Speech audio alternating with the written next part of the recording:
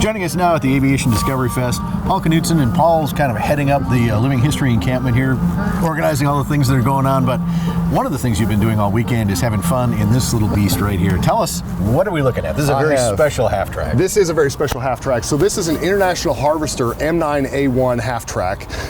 International Harvester Company, obviously the manufacturer, and that's actually very unique.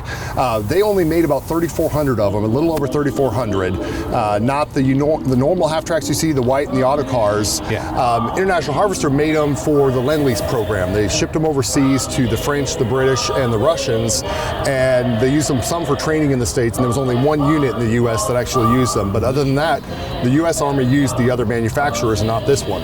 What makes them different is actually the metallurgy in it. Okay. So these use a rolled steel method to harden it versus the others that use a different method. Creates a thicker armor than what the other half-tracks use. But what makes it unique is when you look at the armor here, it's very smooth all the way along. And in particularly back here on the back corner, you can see it has a nice rounded edge and it's all one solid piece of steel here. All of the other manufacturers used a plate method that were all riveted and bolted together all the way around on the different components. So this metal, you can hear here after that plane takes off, this metal being thicker than the other ones, you'd think it would be a better protection, but the reality is the hardening method that they used here was actually a little weaker than what the others were. So less protection even though it's thicker, and it's also heavier. So these weigh about 21,200 pounds roughly all in, which is pretty heavy machine. So pretty cool. And powering that, it's only 143 horsepower engine inside of here with a top speed of about 42 miles an hour. So it's actually pretty quick when you're in there. It feels pretty quick, and that straight six engine, it roars pretty loud. So it's pretty awesome when you're sitting in the back of it or driving it to hear all of that. So this machine here is set up as a troop transport, which was what the majority of them were set up as, with troop seats in the back, but they really could be used for just about anything. They could mount a 105 howitzer in the back of it. They could put a quad 50 anti-aircraft gun in there. They could put stretchers in the back and use it like an ambulance. So just in general purpose, they use it for just about anything depending upon the need. So very, very versatile machine. If you want, I can start with a little history here as well about them. So when the war started, they didn't have half-tracks. They had what they called scout cars, which were wheels in the front, wheels on the back. And they found they get bogged down in muck and everything else, so they needed something with a little more traction. So if I took a line here and cut right here, from there forward is an original scout car basically. It's almost exactly the same, and then you just have a wheel on the back versus the tracks in the back. So they toyed with it and came up with this model here, or really the M2s, which they later expanded out to the M3s, or this model, the M9, with the extra length on the back. So, yeah. So typically, what would how many troops could you get in this? Sure. In the troop carrier configuration, what would you have? Troop carrier configuration, you typically would have a crew of three, the driver, a gunner, and the co-driver, and you'd have a three-man or three 30s on the back, 330 calibers that are on fixed points here on the back, and 150 caliber that's on the front on the skate rail. And that skate rail has the ability to transition all the way around on the inside, so you can have a full 360-degree firing from inside of that turret. So you've got 3 crew, but then you could also have 10 passengers in it as well. Okay. Let's talk a little bit about the track mechanism. Is this, as we're looking at it, is this similar to what we see on a regular tank, or something like the Clee tracks? Yeah, I mean they're similar. They all have their own intricacies, but yeah, it's very similar tracks. These are rubber. Yeah, they're all driven by the sprocket up here in the front, and it's both sides are driven. So yeah. It's not driven by the tracks like the Clee track that we looked at yesterday. The tracks are for drive only. You steer from the front with the wheels. So a conventional sort of steering mechanism that you would have. These were designed to be driven by farm boys that are coming off the field that knew how to drive a big truck.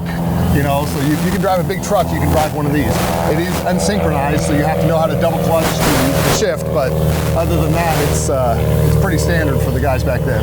You mentioned International Harvester. Yes. And do I understand it correctly that IH actually had some, they formed a unit from people who worked? Okay. Ask that question again. Okay. Stand by. Okay. Thanks for going there. Stand by. You mentioned that this was built by International Harvester, but I also understand that IH actually formed a group to go out with some of the half tracks They as did. well from the company itself. That's exactly right. So I alluded to that earlier, that we had one unit in the U.S. that used these, and that was the 134th Ordnance Battalion of the 12th Armored Division, which I actually represent on my chest here. So the 134th, the Army decided that they wanted to create a special unit of volunteers from a single company. So they went to International Harvester and said, we want your best and your brightest. Give us what you got. And about 1,600 people applied for a job at the new battalion, and they selected, I can't remember if it was 600 or 700 of them to form the new battalion. And it was maintenance people working on International Harvester parts. It was such a success that the Army actually went to other companies as well and did very similar things, and created detachments out of those as well. So cool. Very unique.